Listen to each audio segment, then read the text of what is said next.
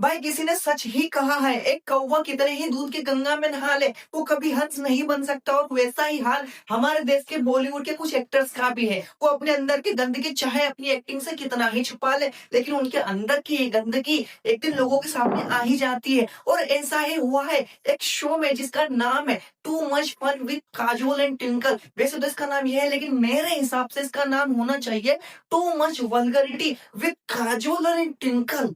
मगर क्यों? Is worse than physical cheating. Yes. No, but they're both bad. How can one be worse than the other?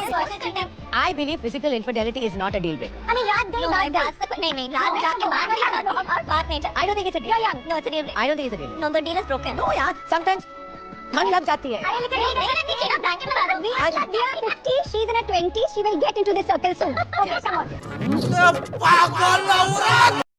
भाई ये वही बॉलीवुड वाले हैं जो दिवाली पर पटाखों पर ज्ञान पेलते हैं। ये वही बॉलीवुड वाले हैं जो होली पर पानी पर ज्ञान पेलते हैं। और इस शो में भी भाई ये पेलम पिलाई की ही बात कर रहे हैं। तू समझा? हाँ।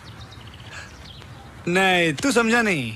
अब भाई जिन लोगों को समझ में नहीं आया उनके लिए मैं थोड़ा सा एक्सप्लेन कर देता हूँ। यहाँ पर बात हो रही है फिजिकल चीटिंग और मेंटली चीटिंग की। अब बॉलीवुड के इन बड़े चमकदार सितारों की नजर में भाई मेंटली चीटिंग ही असली चीटिंग होती है, जिसमें होता है आप किसी अपने पार्टनर के होते हुए किसी और व्यक्ति को पसंद करें। मतलब हाँ ये मुझे पसंद आ गया, काश ये मुझे मिल जाए, ये कितनी अच्छी है, काश ये मुझे मिल जाए, इसे कहा जाता है मेंटली चीटिंग। और इनकी नजर में ये बुरी बात है। और भाई फिजिकली चीटिंग जिसमें आप किसी और व्यक्ति के साथ मतलब कुछ भी, ये उनके लिए कोई चीटिंग नहीं है भाई। ये तो उनके लिए बस ऐसी बात है कि किया, बात खत्म, आया गया। मतलब क्या कोई कितना गवार हो सकता है?